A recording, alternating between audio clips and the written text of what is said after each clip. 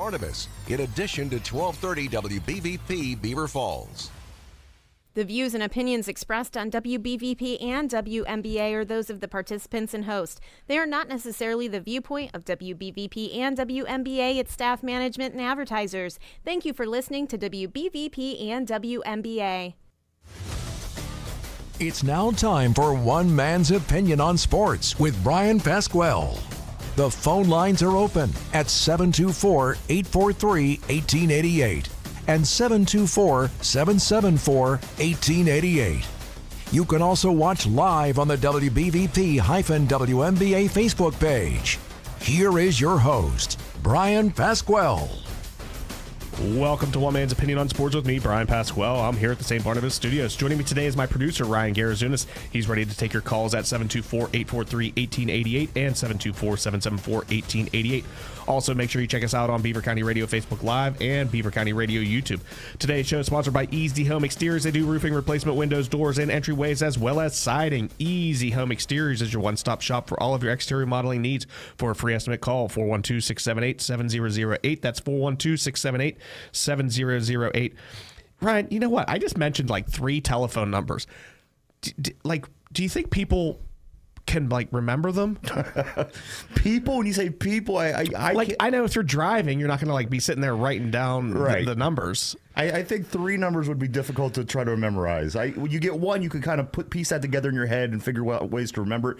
Maybe 2, but once you get to that 3rd number, my mind would be going. Let's narrow it down. 724-843-1888. Yes, that's the number to call in to talk to Ryan and I tonight for the next hour, and 412-678-7008. That is the number to call for any exterior remodeling needs. Ask for Brian Murphy. All right, there you go. All right, so I didn't know what we were going to do to start the show because I literally have notes for about a 6-hour-long show, Ryan. So I don't know how we're going to get through all of this. The first thing I want to talk about is Paul Skeens. Oh, how could you not? Right, let's start with Paul Skeens. He is named to the All-Star game as well as Bryan Reynolds. I believe the Mitch Keller snub, 10 wins, that seems like a little bit of a snub to me. But I guess on a team with a losing record, if you send 3, I don't know how that's justified. And he kind of felt. I think if a couple things would have happened in another direction, he would have been the guy to make it. But yes, as you stated, that 10 wins, it's a benchmark. A lot of times it goes by that. However, he had nine wins at the time that the All-Star teams were picked.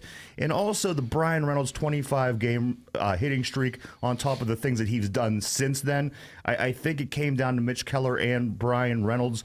But at the end of the day, you go with what's happening right now. And Bryan Reynolds' 25-game hitting streak was more impressive than Mitch Keller's 9 wins at that time. Yeah, Reynolds, he might get in the bat or play left field for a minute or 2 in the game. But will Paul Skeens, 1, will he pitch an inning?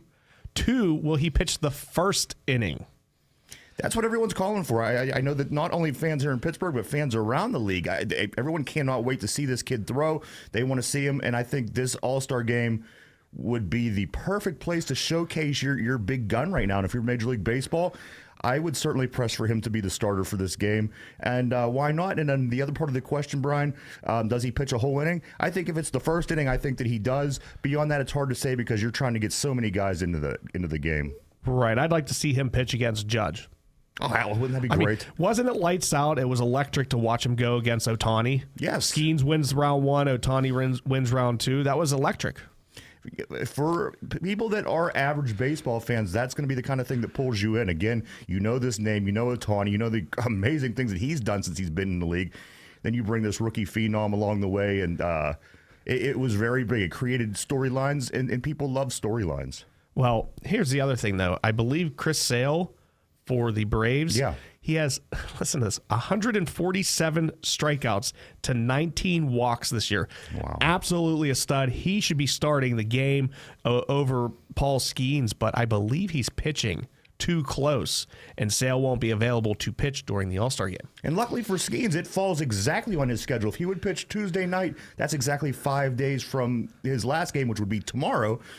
So you know what? It all plays out for Paul Skeens to be the guy. Am I biased? Yes, I'm biased. But on the other hand, I tell you what, across this country, people that love baseball, and even the people that are sports fans, they want to see this kid throw. I think the majors the same way that the WNBA could screw up Caitlin Clark, I think the majors can screw up with this Paul Skeens situation if they don't start him. If it were up to me, I'd start him and I'd let him pitch a complete game. Just don't pull him. Let him keep going, right? You did mention Caitlin Clark there, and I don't want to switch topics too much, but Kawhi Leonard announces that he will not be playing for Team USA in the Paris Olympics this year, and Caitlin Clark is set to play for Kawhi Leonard for the men's team. Oh, wow. Is that real? No, it's Derek White. Oh. Derek White from the Boston Celtics will be taking his spot. Wouldn't it be awesome if they had Clark? I mean, just throw her in at the end of a couple blowout games and have her shoot a couple threes. Yes. I don't know if you're going to go into her more this show or not, but I do want to say I did catch a little bit earlier. They stayed in the game. They played this afternoon against the DC Dude, they were Mystics, down by 21 going into the fourth. but they were down 4 with, a minute left, and they ended up losing only 89 to 84, I think. Yes. But Caitlin Clark, she had 29 points the last time I seen. She had double-digit assists. Did you say points or turnovers? You know what? They didn't flash her turnovers, but they did. She had 29 points. She had double-digit assists, and I think about 6 bounds. So this player is doing things to help this team be better than what they were last year, and I guess ultimately that's what you want outside of the whole star factor, right? That is right. That's all we're talking about is stars, stars, stars, stars, stars. Yeah. Caitlin Clark's it right now for the WNBA. Paul Skeens is it for not only the Pirates, but Major League Baseball. Let's see what else do we want to talk about here? The Buccos, right? They played Milwaukee. Yeah. Tonight at 8:10, I believe. Is it 8:10? So It you is can listen to it 8:10. here on Beaver County Radio 99.3. We will have the game. If you're an optimist, this game, this game is a very important game for the Pirates. I mean, I don't know too many people that are optimistic about this team anymore. However, you did win 2 games in a row. You beat the Mets, then you started this series off with a nice win over the Milwaukee Brewers.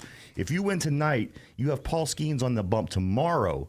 So you're putting yourself in a pretty good position to at least win this series, and then you go to Chicago to play the White Sox, who's a pretty bad team. That's not guaranteeing anything for the Pirates, but it certainly puts them on a path where you get a nice run here going into the All-Star break, a little bit of confidence, guys get their rest, and then you come back and then play the buy or sell game for the trade deadline. So this could be a lot of fun, and it could be a very important time of the year for the Pirates if they would continue to find ways to win baseball games. I have a little trivia for you here, Ryan. Yeah.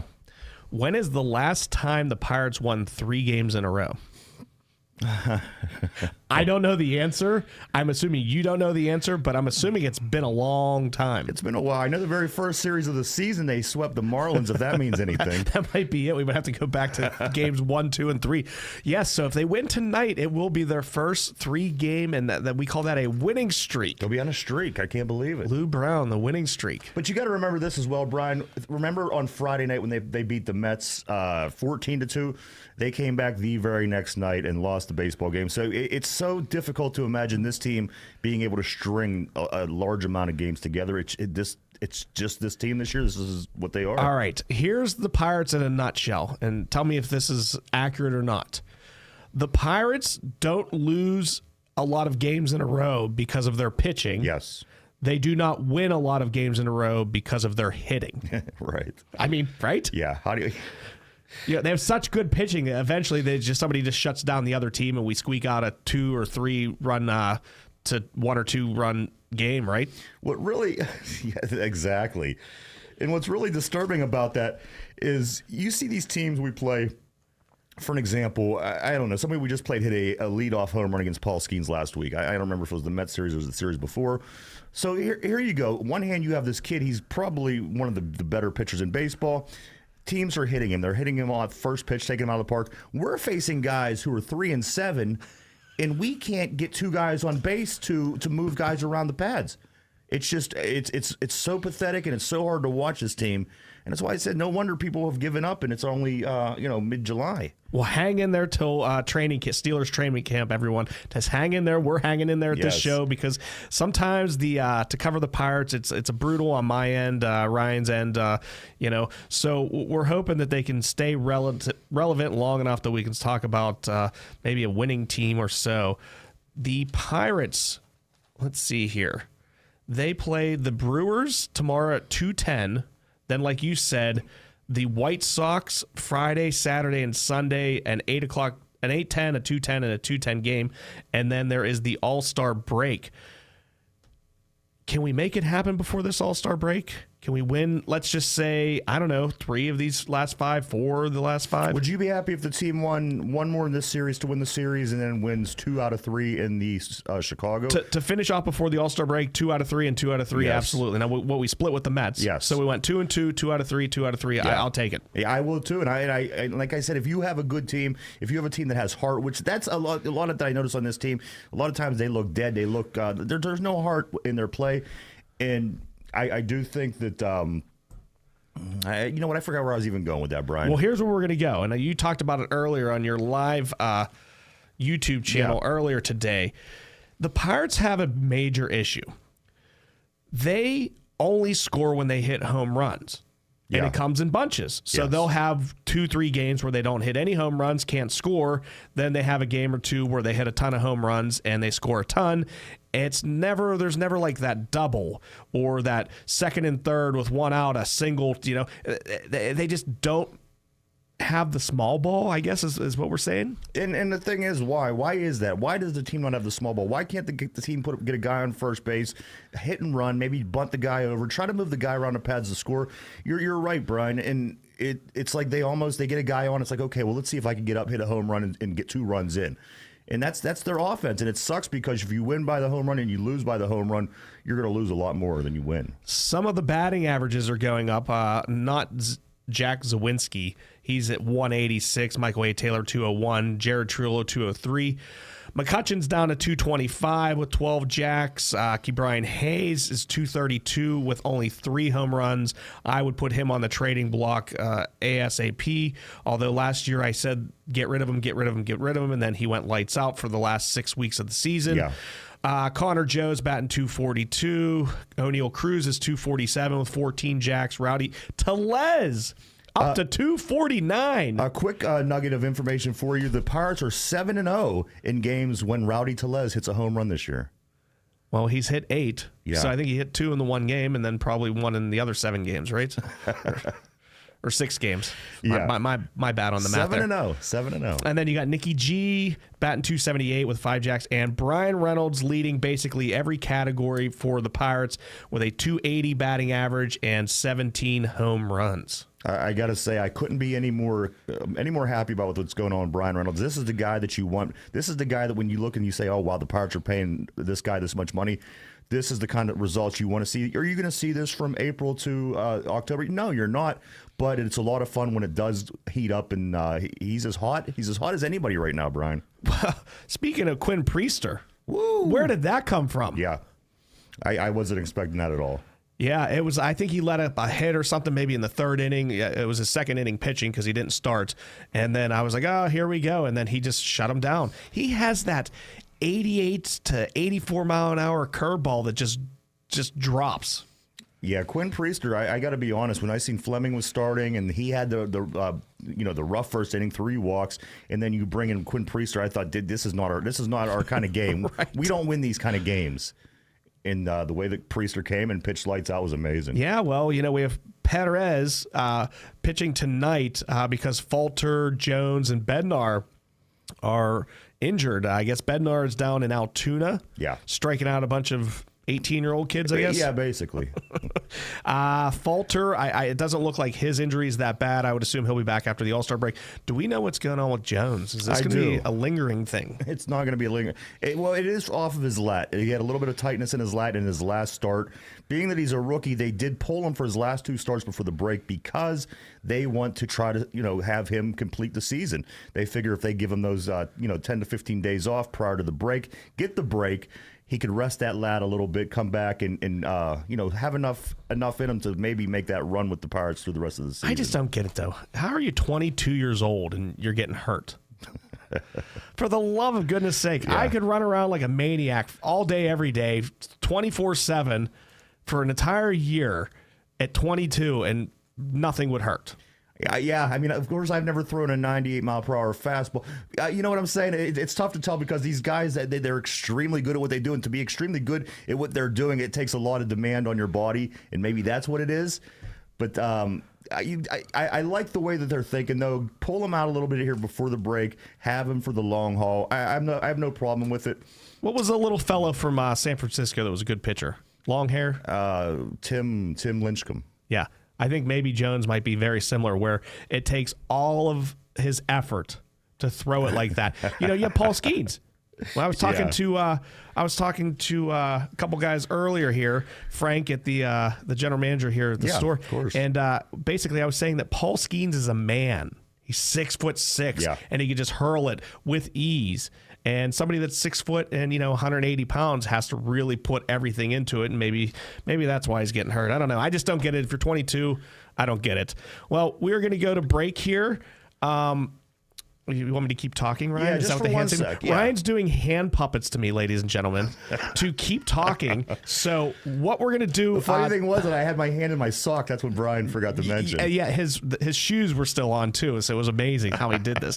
But when we come back from break on the other side, I don't want anybody to go anywhere, because we're basically going to be doing a rundown of all kinds of different sports. There's a lot of news going on, and I want to go over everything. So we are going to break away from the Pirates for a minute. We're going to talk about many, many different sports. But you guys have been listening to WBVP 99.3 FM and 1230 AM. We'll be right back to One Man's Opinion on Sports. Has your classic car or hot rod seen better days? Just call me, Dave Rodenbaugh, and my team at the Pennsylvania Hot Rod Company. The full-service hot rod shop offers it all. Everything from custom fabrication and restoration to regular maintenance and collision repair. With over 40 years of experience, there isn't a job too big or too small. The Pennsylvania Hot Rod Company's enclosed trailer service ensures safe transit for your ride during any season. The Pennsylvania Hot Rod Company is located at 6th Street in Beaver Falls. Visit pahotrod.com or call 412-719-4950. Hey, can you imagine trying to hit a fastball or throwing a runner out at home? It's hard to think of doing these things under perfect circumstances, let alone with the distraction and discomfort of dental issues. Regular dental care from Dr. C. Timothy Lip can improve your productivity, happiness, and focus, even if you're not in the big leagues. Dental problems affect more than just your teeth. Visit lipdentistry.com or Dr. C. Timothy Lip Family Dental Offices on College Hill and Robinson Township. Whether it's Little League or the big leagues, it's time to get out and play ball. Friendly Federal Credit Union reminds you that every team looks forward to playing at home in front of a live crowd. Seeing loyal fans can help any player feel more comfortable. Just like a home game in baseball, Friendly Federal Credit Union always has friendly faces to help and cheer you on at the teller window. Now get out of that dugout and in front of your cheering section, the personal live tellers at Friendly Federal Credit Union. This is Andy Toole, men's basketball coach at Robert Morris University, here to talk about my friends at Falcone Moon Township Ford. I know what it takes to win a basketball game. It begins with practice and a team of players who want to win. The same is true of the team at Moon Township Ford. Professionals who will win you over. They'll find the best rate and terms on a car loan to help you get the best deal. Make a fast break and avoid the roadblocks that stop you from finding the car you want. Go where I go. Moon Township Ford. Falcone's Moon Township Ford, where friends send friends. The views and opinions expressed on WBVP and WMBA are those of the participants and host. They are not necessarily the viewpoint of WBVP and WMBA, its staff, management, and advertisers. Thank you for listening to WBVP and WMBA. Now back to One Man's Opinion with Bryan Pasquale. On Sports with me, Bryan Pasquale. I'm here at the St. Barnabas Studios. Joining me today is my producer, Ryan Garazunas. He's ready to take your calls at 724-843-1888 and 724-774-1888. Also, make sure you check us out on Beaver County Radio Facebook Live and Beaver County Radio YouTube. Today's show is sponsored by Easy Home Exteriors. They do roofing replacement, windows, doors, and entryways, as well as siding. Easy Home Exteriors is your one-stop shop for all of your exterior remodeling needs. For a free estimate, call 412-678-7008. That's 412-678-7008. All right, last segment, I did promise that we were going to be talking about sports from, I don't know. Ryan, I have no rhyme or reason here in my notes. So we're going to be jumping from different sports to different sports to different sports to different sports and a little bit of news and all of it. Okay. This is like the Robin Quivers segment of the show where she does, what did she do? The weather? She did the news. The news. But she, and I wish I knew you were going there because I could have played that music. I could have got pulled up the Robin Quivers news music. I feel like you're my Robin Quivers. I am your Robin Quivers. All right, so the Olympics start July 26th. I just want to announce that in Paris. July 26th, I will be watching the Olympics very thoroughly. So we will give some Olympic updates here, especially if the Pirates aren't doing well. We've got to have some good sports content. Let's see here. Ryan, what shirt do I have on today? You have your West Virginia Mountaineers shirt. It hurts me. It pains me to say, but yes, you do. $55,500 in change per year. I'm going to wear this shirt and wear it proud. Okay, so Ryan has on his Steelers shirt with a nice collared shirt there, as you can see. Okay, flip it back on the webcam. All right, so the Pirates play on September 14th at 1:05 versus the Kansas City Royals. Why is September 14th versus the Royals important? That is the same time or same place as the Backyard Brawl. September 14th, the Backyard Brawl will be played at 3:30 over at Heinz Field, and the Pirates, if they're relevant, this could be an issue with parking, don't you think? Absolutely. I think you've really answered your own question. If the Pirates are relevant in September, that's... what if Paul Skeens is pitching and they're relevant and it's the Backyard Brawl? We'll cross that bridge when we get to it, Brian. I don't have my fingers crossed on that one. I did hear something about this West Virginia Pitt situation. Again, I don't think it's going to be much of an issue. If it does come down to it, I guess, as I said, they'll deal with it when we get there. But to think that the Pirates are still going to be in a relevant team in September 14th, if they're in that hunt. Yeah. Paul Skeens on the mound, the Backyard Brawl. Maybe if Paul Skeens... could be great. Maybe if they figured out to where he could pitch every day, then it would be a... Listen, if Paul Skeens could pitch every day and bat... Yeah. Then I think we would be a playoff contender. We need him to be the Bugs Bunny. Because he did. He hit a lot of home runs, actually, in his college and high school career. Was he in the Air Force? Was that? He was, yeah. Some kind of Air Force connection. But thank you for your service. The dude could hit the ball, too. All right, moving to the NFL. Cam Sutton, the newly acquired ex-Steeler, new Steeler, has an 8-game suspension. We all knew that, but who's going to replace him for the 8 games? Are they going to bring back Patrick Peterson for half the season and hope he can hold it down? You know, I got to be honest with you. I think at this point, you don't have many options. Right. The couple guys that you can consider bringing back are Chandler Sullivan and Patrick Peterson. I personally don't think that either one of those are going to happen. But you do, look inside the team, see what we got. I know that you do have Corey Trice making strides. He's an outside cornerback. You got to figure out that inside. I do know sometimes when you have extra safeties on your team, you could always move somebody over to play that inside corner. But I got to be honest. I don't see them going after Patrick Peterson or Chandler Sullivan. Maybe they'll surprise me. Maybe they'll get somebody outside of the box. But I think they're going to look from within at this point. It's not a glaring problem for the Pittsburgh Steelers at this point, I don't think. Yeah, until there's one more injury. Then it's a huge problem, right? Absolutely. All right, moving on. We're just segue right into Hannah Mears. The lovely Hannah Mears. Yes. The favorite here of this show. I would love to have you on, Hannah. So if your PR team's listening, we'd love to have you on the show. I'd like to just do like a little segment interview with you. The Latrobe native, Hannah Mears, who took over for, what was it, Robbie and some Robbie something? Kwiatkowski. Who was down on the field yet? Oh, Dan Potash. What in the world yeah. was... Okay, so Rowdy Tellez hits a grand slam, has 2 home runs, and instead of Hannah Mears there doing the post-game interview, they have Dan Potash. He gave away the Gatorade bath. Hannah Mears sticks in there until the last split second, doesn't give it away. Dan Potash jumps 10 feet away, then does the entire interview from 10 feet away. That was odd. The fact that he continued to do the interview from 10 feet away after the Gatorade was splashed on him was what got me. I thought at some point he was going to move in a little closer. It was very peculiar that he didn't. All right. NFL news. Bernie Kosar is not doing very well. He had liver failure, and he has early stages of Parkinson's. Now, Bernie Kosar, he played for Miami, correct? Cleveland was the big... Well, in college. Oh, yes, absolutely. Yes. So he played Miami in college, and obviously he was probably the last good Browns quarterback. I think he was the quarterback the last time until last season, the last time they finished better than the Pittsburgh Steelers back in '87. Do you know who my second favorite quarterback growing up was behind Dan Marino? Don't say Bernie Kosar. Bernie Kosar. Are you serious? Yeah, I loved Bernie Kosar. Hated the Browns, but loved Bernie Kosar. But you know what? Those Brown teams were fun, Brian. And my third was Warren Moon. Okay. Now, both of them just torched the Steelers, but, it is what it is. That was, you know what? Our division was a lot of fun when you and I were little guys. I mean, that Browns team was fun. The Oilers were fun. When you brought up Tony Pena today, yes, I was like, I'm reliving my childhood. Yeah.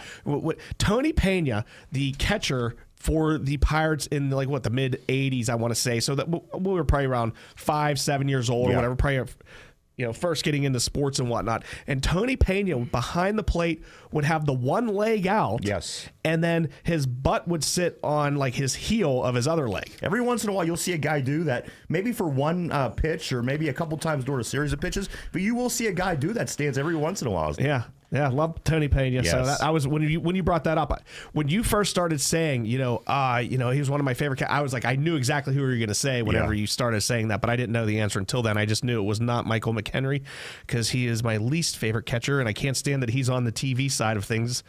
Why don't you like Ford? I've observed that before. I've noticed that you said that you don't like Michael McHenry. When he talks about how to hit, in the post game and pre game, how are you going to tell me how to hit when you didn't know how to hit? Seems like a nice guy. I'm sorry. Hannah Mears is just my favorite. Sorry. No offense to you. Well, the other chick's pretty good looking. That Haley. She's always on the left. Yes. And then who's the pitcher that couldn't pitch that could hit? The pitcher that couldn't pitch? Was it Brault?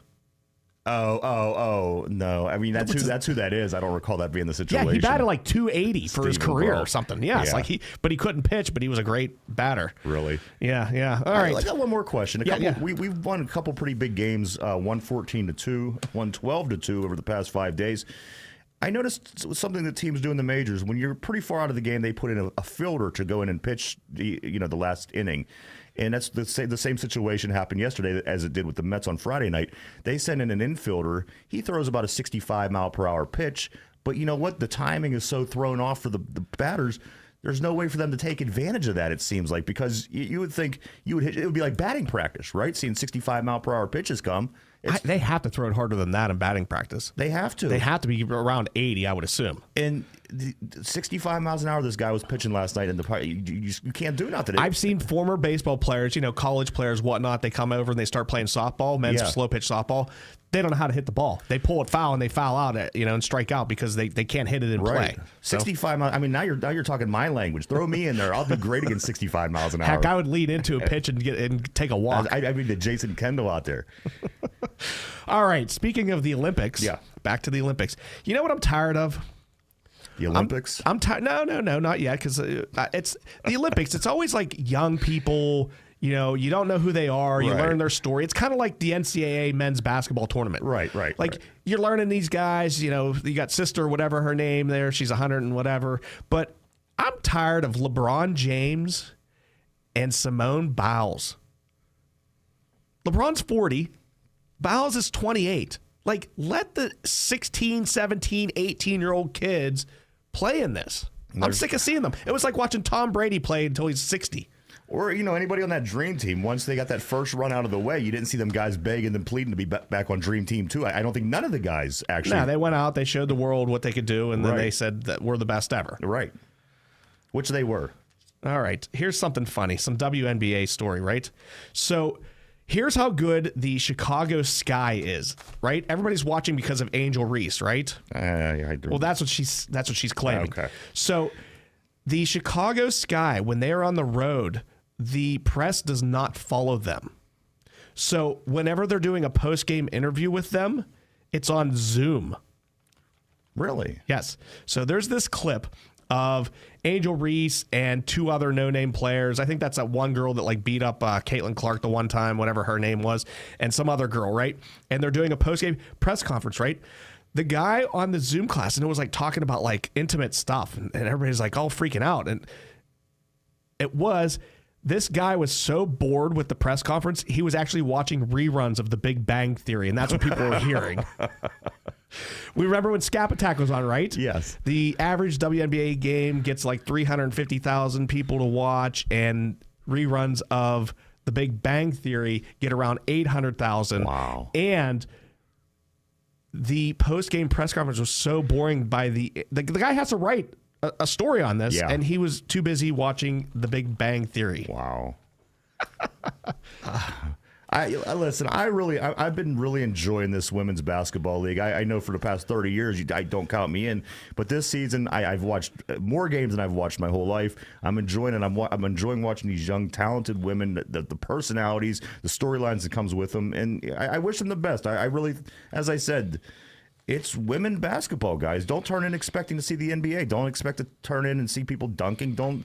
It's not that. It's a whole different game. In the WNBA, if you do invest your time and learn a little bit about it, it's pretty fun. It's kind of cool. All right, we're going to go on with more sports around the world whenever we come back.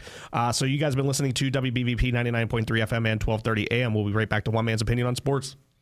Looking for a quick and easy lunch or dinner idea? Stop by your local McDonald's now and pick up a $5 meal menu. You'll get a McDouble or a McChicken, 4-piece nuggets, small fries, and small drink, all for only $5. You'll love it and your family will too. McDonald's, I'm loving it. You're listening to Beaver County Radio, brought to you live from the Fry Transportation Studios. Beaver County Radio and Fry Transportation, a winning team. 99.3 FM and WBVP, providing news, sports, and information for 76 years. Has your classic car or hot rod seen better days? Just call me, Dave Rodenbaugh, and my team at the Pennsylvania Hot Rod Company. The full-service hot rod shop offers it all. Everything from custom fabrication and restoration to regular maintenance and collision repair. With over 40 years of experience, there isn't a job too big or too small. The Pennsylvania Hot Rod Company's enclosed trailer service ensures safe transit for your ride during any season. The Pennsylvania Hot Rod Company is located at 6th Street in Beaver Falls. Visit pahotrod.com or call 412-719-4950. One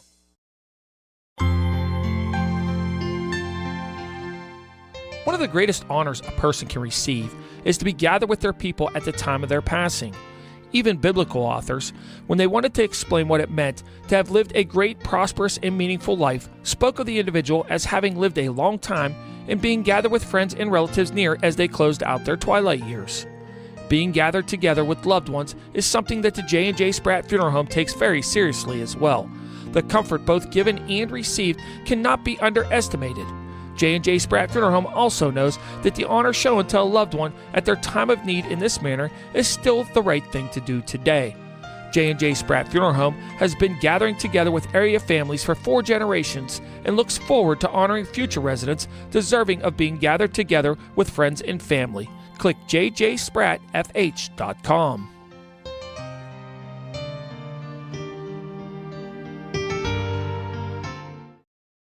The views and opinions expressed on WBVP and WNBA are those of the participants and host. They are not necessarily the viewpoint of WBVP and WNBA, its staff, management, and advertisers. Thank you for listening to WBVP and WNBA. Now back to One Man's Opinion with Bryan Pasquale. Welcome back to One Man's Opinion on Sports with me, Bryan Pasquale. I'm here at the St. Barnabas Studios. Joining me today is my producer, Ryan Garazunas. He's ready to take your calls at 724-774-1888 and 724-843-1888. Today's show is sponsored by Easy Home Exteriors. They do roofing replacement, windows, doors, and entryways, as well as siding. Easy Home Exteriors is your one-stop shop for all of your exterior modeling needs. For a free estimate, call 412-678-7008. That's 412-678-7008. Also, make sure you check us out on Beaver County Radio Facebook Live and Beaver County Radio YouTube. All right. I'm going to talk about the Pittsburgh Passion, but don't change your channels. We're going to keep it to like under 30 seconds, so don't change your channels. The Pittsburgh Passion, the women's football team, professional football team, will be playing in the Eastern Championship this Saturday, July 13th at 6 p.m. at Pine Richland Stadium. Yes. Ryan, I've got some Pittsburgh Passion trivia for you. Okay, let's do this. Real quick, and then we're going to move on to other subjects so we don't lose all of our listeners. How many times have the Pittsburgh Passion won the national championship? Oh, boy. I will say, just off the top of my head, I'm going to say 3. 3 is the answer. Oh. 3 is the answer. They won it in 2007 and then back-to-back in 14 and 15. I thought, okay, you know what? It was the back-to-back that threw me off. I wasn't sure if they did win that. Okay.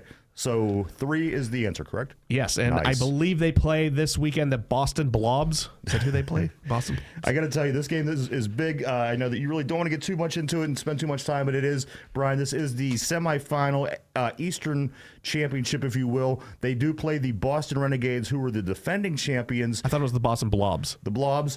They, in the WFA, had just won it. They are always an amazing team. As a matter of fact, the Passion got knocked out by the Renegades last year. They beat them earlier this year. The Passion beat the Renegades, so they're getting them a second time around. I think we got them this year. Usually Boston's the team to beat, though. All right. Make sure you get out there to Pine Richland Stadium Saturday, July 13th at 6 p.m. to root on the Pittsburgh Passion versus the Boston Blobs. And if they do win, they go to Canton. They do for the title game versus somebody from the West, I guess, right? It'll be at Tom Benson Stadium. That's a nice stadium. It really is, up at the Hall of Fame in Canton, Ohio. I do believe it's between a California team in either Minnesota or Denver or somebody like this. But yes, if we win this, we go to the championship, and hopefully the women could bring it home. Well, I heard if you're like a veteran, you get into the game for free. If you're under 12, you get into the game for free. If you're born on a Tuesday, Wednesday, Thursday, you're going to get in for free. So if you go, I'm guessing it's going to be inexpensive, and you might get in for free if you tell them enough about your life history. Also, if you're a student, I guess students get in free as well. Or were a student, or know a student, Right. or are related to somebody that knows a student. There you go.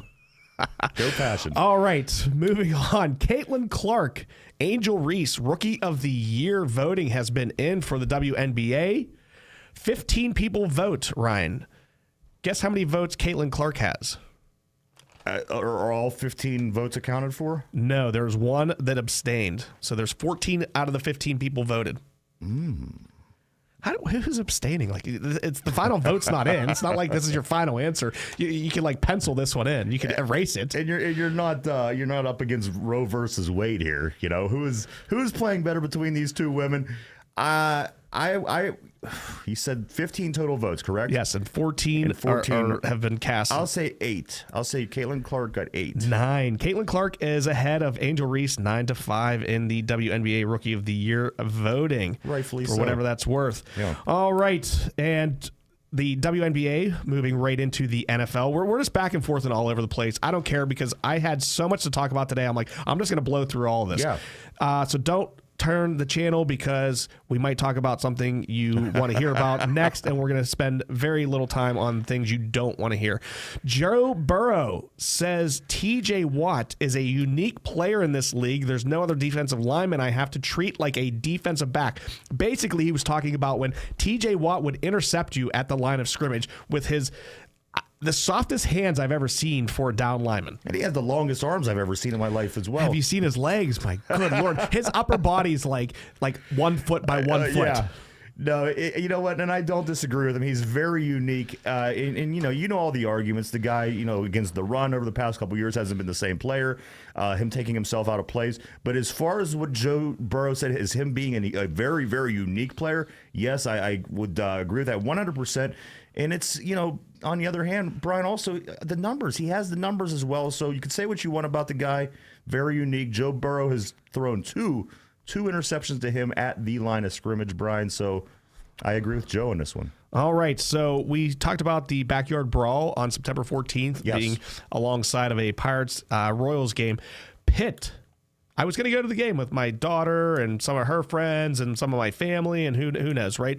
Maybe go tailgate, have a good time. Pitt will not be selling backyard brawl single game tickets. What was that about? I just said that briefly before I left today. I guess they don't want a bunch of WVU fans coming in and taking over the stadium, so they're probably going to have less people go. I don't know. Frank was giving me some way to go around I don't know, get a ticket without. Yeah, don't show up with that shirt on. What do you mean? I have Pitt shirts I could throw on and then just take off once I get my ticket. All right. Hail to Pitt. All right. In NBA and WNBA code news, the basketball game that Derpy plays, 2K25. Yeah. Okay, it's what all the kids play, the NBA basketball game. There is a co-cover this year. Jason Tatum, as we all know, he won the WNBA championship this year for the Boston Celtics, and Asia Wilson are cover. I believe she won back-to-back WNBA titles. Couldn't tell you what team she plays for. She playing Las Vegas, maybe something. Sounds right. Yes. We don't know. Supposedly she's the best player in the league. So what do they? They are on the cover of the game of 2K25. Oh, they wow. are co-cover. So you could play WNBA on there as well. Dude, listen, if you're really good and you're playing somebody that's like a novice at this, do you just play with like a WNBA team versus an NBA team? And that would be awesome. I have questions. Derpy, ask him tomorrow. He'll know the answers. I like when I have Derpy on here. He calls me sir. Does he? Yes. Yes, sir. No, sir. Yes, sir. Very, very nice he's guy. out of his mind, so. He is. All right. Major League Baseball, the big news for the Pirates. Taylor Ward, the 6'1", right-handed 30-year-old who plays for the whatever Angels, I don't know. Are they like Los Angeles, of Anaheim, of California, of Hawaii, something, Angel, Anaheim, something, yes, or others? So supposedly the Pirates are talking to possibly trade to get him. My guess would be he would play some right field, maybe a little first base. He was a third baseman coming up, but it's just more of the same. He's like a guy that can hit 20, 25 home runs. He's going to bat like 230. Yeah. We already have those guys. We do have those guys, and that's the reason why we're in the situation we're in. That's the reason why this team feels that it needs to get a guy on or hit home runs with a guy on to be able to win a game, to be productive. Brian, we need some good baseball players. We need guys that know how to get on base. We need guys that know how to work their way around the pads, and we need guys to know how to get home. With what we're doing now, I see a guy with a low batting average who could pop the ball out of the park every once in a while. But guess what? That's what a majority of our team is right now, and we're sitting 3-4 games under 500. You know, this is a perfect segue into my next topic. Stephen Kwan of the Cleveland Indians. I know what they're not called the Indians, but I'm calling them the Cleveland Indians because that's what they are to me. He is batting 363. 363. Yeah. Our best is 280. He's batting 363 in 288 plate appearances, 64 games, which puts him on track to be eligible to win the batting title. Okay. Do you know who batted 363 in 1959? In 1959? Come on, this is an easy one. I don't know. New Brighton's own Tito Francona of the Cleveland Indians. Okay. He batted 363 in 1959. He had 443 plate appearances, which was, I believe, 79 short of being eligible to win the batting title. Yes. Here's how they broke it down. They think that you should play 162 games and have 3.1 at bats per game, which works out to 502 plate appearances. Okay. Not at bats, I'm sorry, plate appearances. So 502, I had to look this all up because I was like, what's the minimum, you know? Yeah. So, yes, so New Brighton's own John Francona, a.k.a. Tito, not Terry, his dad, John. Tito Francona batted 363 in 1959 and did not win the batting title. Somebody that batted 353 won it, so I don't know who he is. That's interesting. One thing I do have to say about that Cleveland team real quick before you do move forward. Who would have thought they would be the best team in the American League? If you look at your paper right now, you pull up on your phone, they do have the best record in the American League, that Cleveland Guardians baseball team. I can't believe it. So what the Cleveland Indians did back in 1959 was they had to pay Tito extra money, a bonus, if he won the batting title. So they benched him the last several weeks of the season, so he couldn't win the batting title. Yes. Wow. I didn't know that. Yes. Uncle Tito. All right. Major League Baseball, the draft. Yes. Is July 14th through the 16th. The Cleveland Indians have the number one pick for the first time in history. The Milwaukee Brewers pick 17th. The St. Louis Cardinals pick 7th. The Reds pick 2nd. And the Pirates pick 9th and 37th. Obviously, there's more picks than that, but those are the top ones. So we get the 9th pick. Do you think we'll get Paul Skeens Jr.? Absolutely not. But you know what?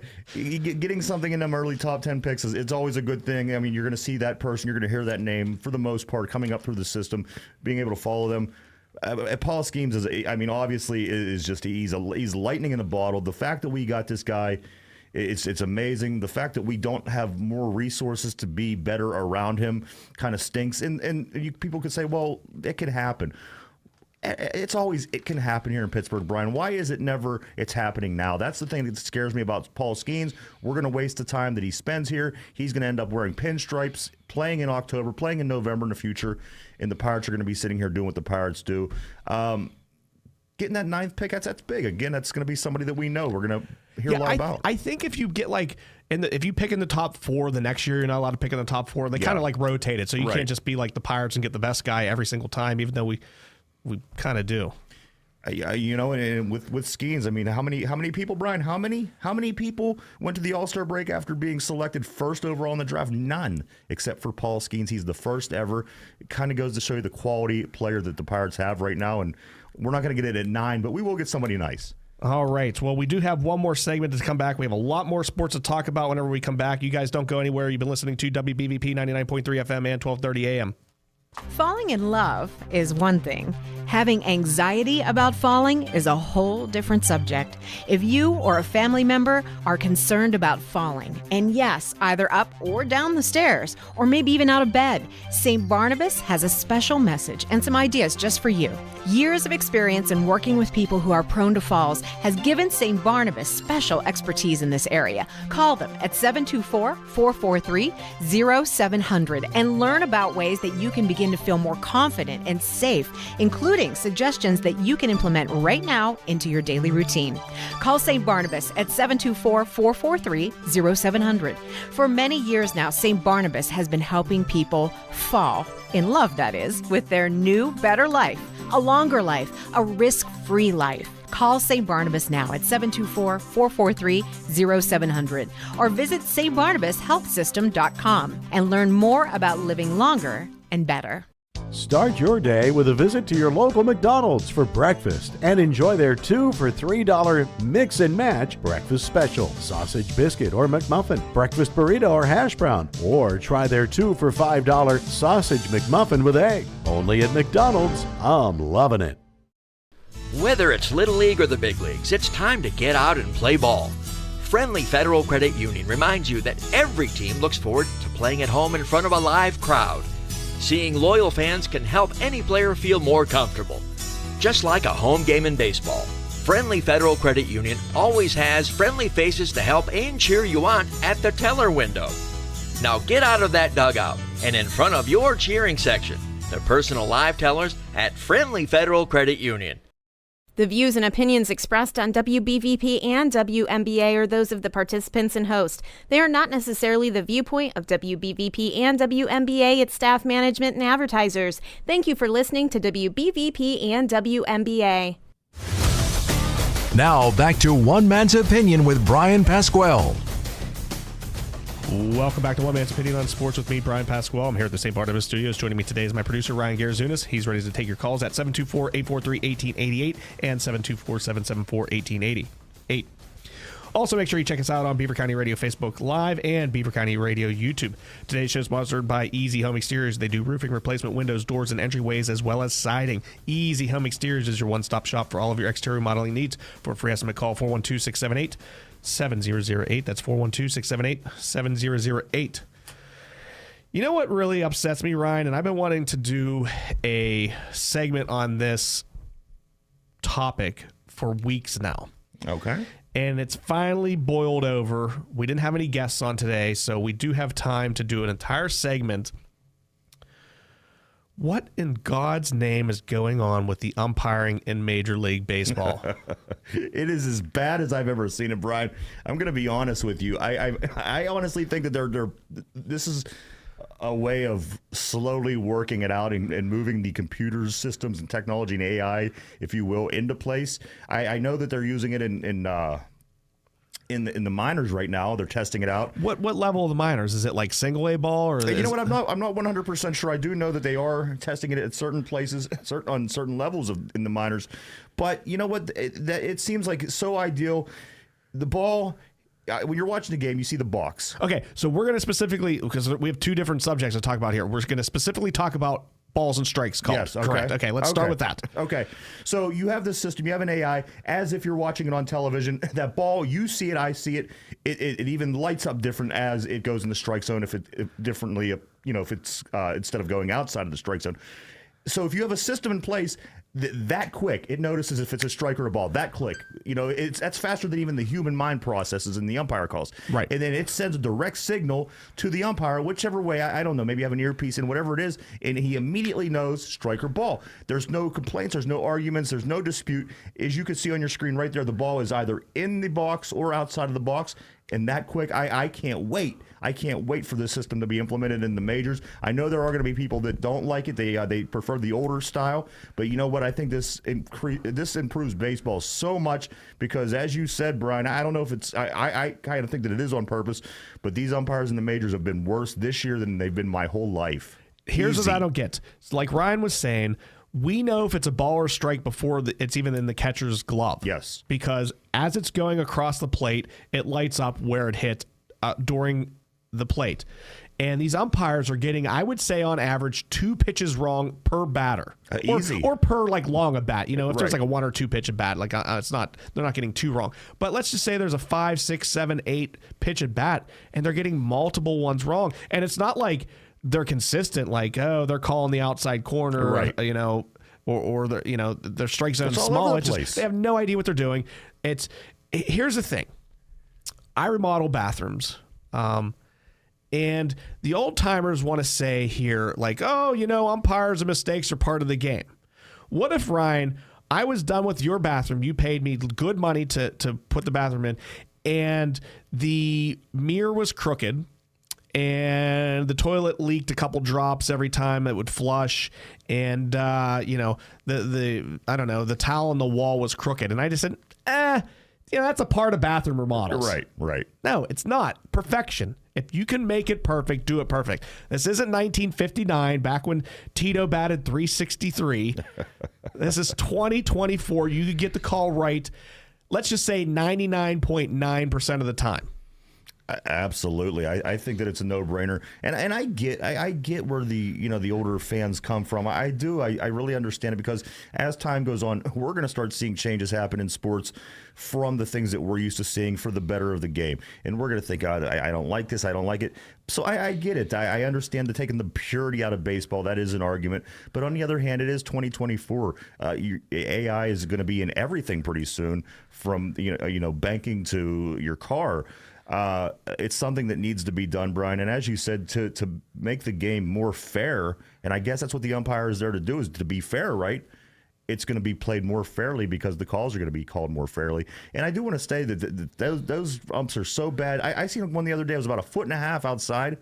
Well, what are you looking at to even think that that's a strike, to call that a strike? Again, I think this is kind of something that's being pushed on us little by little, so we're ready for it when it comes. And it's not just Pirates games. It's every team all around the league. It's happening every day. It's pathetic. They have some great union that has them have this job that they can just be terrible at, and there's no repercussions, and it's just absolutely awful. You know what's awful is whenever they make a bad call and a player argues or makes a face. I mean, if you make a face around the umpire, you're getting thrown out of the game. But here's the thing. Say the umpire makes a bad call. It's confirmed bad call because you're watching on TV, I'm watching on TV, I see that it was a bad call, and then the umpire turns around and threatens the batter for asking what's that? That's literally a bad pitch. And then the coach comes out, he gets thrown out of the game for sticking up for his guy because there was a bad call. It's unbelievable. Baseball needs, MLB needs this system, and they need it fast because it's getting worse, Brian. It's getting worse. It goes above and beyond balls and strikes too, Ryan. Yes. I remember when we were watching the Ohtani game, and the leadoff batter, Betts got on first, yes, and Ohtani hit one out to right field, and Olivares one-hopped it, right? It hit 2 feet in front of his glove, and he traps it from his knees. He throws Mookie out, or Betts out at second base for a force out. Well, the umpire called it a catch, right? So the batter's out and Betts goes back to first. After review, everything was overturned. There was no out. Yeah. There was no force out at second because the umpire messed up at first. They allowed the guy on first to go to second. Okay? Yeah. So the review got it right, but the umpire was so bad that there was no out, even though there was a force out at second base. Now, the other night, and I can't remember the teams that played, there was 2 calls, 2 infield fly pop-ups. Okay. They called runners interference on both of them, Ryan. First off, neither runner interfered with anybody. In both cases, the runners were on second. There's a pop-up somewhere in between second and third base, and the runner was returning back to the bag. If this one runner doesn't return back to the bag and step on the bag, he could literally get tagged out in a double play. Right. And because he touched second base with his foot, they called interference on the shortstop. And the other one, he was just returning back to second, and the shortstop had to take one step to the right and then go and catch the pop-up. Right. And they called runners interference, and one of the teams lost because they didn't have a chance to. Now there's 3 outs instead of 2 outs. Yeah, right. At what point do we just have like hologram umpires that have like these voices that come over the speaker? Like, because eventually, once we have the computerized system, there's going to be humans there, absolutely, saying something. Right. Do we eventually just get rid of them completely? With the way technology is, it might just shoot the umpires' calls right into our brains before we know it. Who knows with the way technology's going? But it's got to change, because again, also, I look at football. Football makes all the necessary adjustments that it needs to make sure, if the nose of the football, Brian, touches the first down mark or the first down line on the field by a centimeter, down to the centimeter that's it's legit. That's a first down. Baseball, there's just too much wiggle room for me. I'm ready. I'm ready for it to update. I've seen NFL and college referees move the ball like a foot, though, like when nobody's looking, like the camera, there's 85 cameras on you, and they like move the ball like a foot to give a first down or to take one away, and I'm like, something shady's going on there. They must have had a bet on the game. All right, well, that's enough of that rant. We have a couple more minutes left. We might as well talk about the Pirates in this series. Yeah. We do have Perez going at 8:10 tonight. We did mention that Paul Skeens and Bryan, B-R-Y-N, Reynolds are going to the All-Star game. Hopefully Paul Skeens can get the start and maybe pitch against Judge and some other big names and to ramp up the energy. Ryan, you look like you have something to say, but I some of these Pirates games, and like, it feels like a playoff atmosphere, like late innings or batter versus batter when it's a key moment. Like, the crowd's getting pretty nuts. I mean, it's like this city's just waiting for that to happen. It's so hungry for a good baseball team. It really is. Because here's the thing. Who doesn't take their kids to the ballpark? It's a thing you do in the summertime. And you invest all this time and energy and money over the years doing this and taking your kids out there. You want to see some result. And that's what we're not getting. We're getting everything but the result. We get to enjoy the ballpark. Okay, we've done that for 23 years now. We're ready for some result here. We want to see some winning baseball in Pittsburgh. It's really sad. It's really sad. All right. So in the National League, we have the Phillies with 59 wins, the Brewers with 53 wins, the Dodgers with 55. They are all ahead of their divisions. Then we do know that 3 wildcard teams get to play. The Braves currently have 51 wins. The Cardinals they're 48 and 42.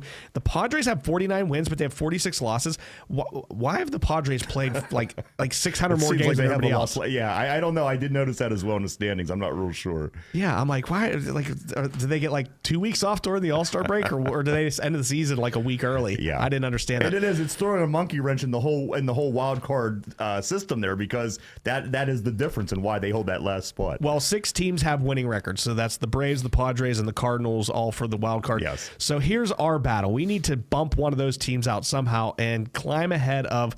Now, we are ahead of the Reds and the Cubs, but barely. We need to climb ahead of the Giants, who have 45 wins. The Pirates have 44. The Diamondbacks have 45 wins, and the Mets have 45 wins. Yes. We really need to win. We're in the mix. I mean, there's no two ways about it. We're in the mix as much as the Mets. And the last 4 teams that you mentioned, that's our flock. That's what we're working with. We have to figure out a way to get out of that group and get into the next. And now neither team won the World Series, but the last 2 years, the 6th seed has gone to the World Series from the National League. Noticed that. I haven't yeah, even it was the Phillies 2 years ago. Okay. And it was, I think, the Diamondbacks this past season. Okay. So, with Keller, Jones, Skeens, we have the pitching to win in the playoffs. We have nice I just pitching. don't think we have the batting to get to the playoffs. I agree. I agree. Yeah, everybody, that's one man's opinion. It's always right unless I'm wrong. No, one question for you. I see we do have about a minute left. All-Star game. You're a busy man. You're a construction guy. Not a lot of time to sit in front of the TV. On the All-Star game, Paul Skeens pitches. If he starts, you watch that first inning. Do you continue to watch to see what Bryan Reynolds does later, Brian, or do you just kind of go on because, again, you're a busy guy and you can always check back on your phone later to see how the rest of the game went? Do you only tune in for Paul Skeens if he does start this game, or are you interested in watching the All-Star game? I will have the TV handy. Yeah. For whatever I might be doing, so that I can turn my attention when my attention is needed. Okay. I won't be specifically watching until, Skeens is on the mound, or, Reynolds is up at bat. Right. Okay. Fair enough. Yeah. So, I don't know, Ryan. How much more time do we have here? We have about 18 seconds. 18 seconds. Should I just sing a song for the last 18 seconds? Let it go. Let it rip, man. We were talking about the sock earlier, and that Sherry Lewis did that sock show, the Lamb Chops Play Along, and that's all I kept thinking was you're like Sherry Lewis, the late Sherry Lewis, the little redhead with the curly hair. Right. And you were doing Lamb Chops Play Along over there. All right. That's Ryan Garazunas. I'm Bryan Pasquale. You guys have been awesome. We will see you next week. You guys have been listening to WBVP 99.3 and 1230 AM. We'll see you back here in 167 hours. You've been listening to One Man's Opinion on Sports with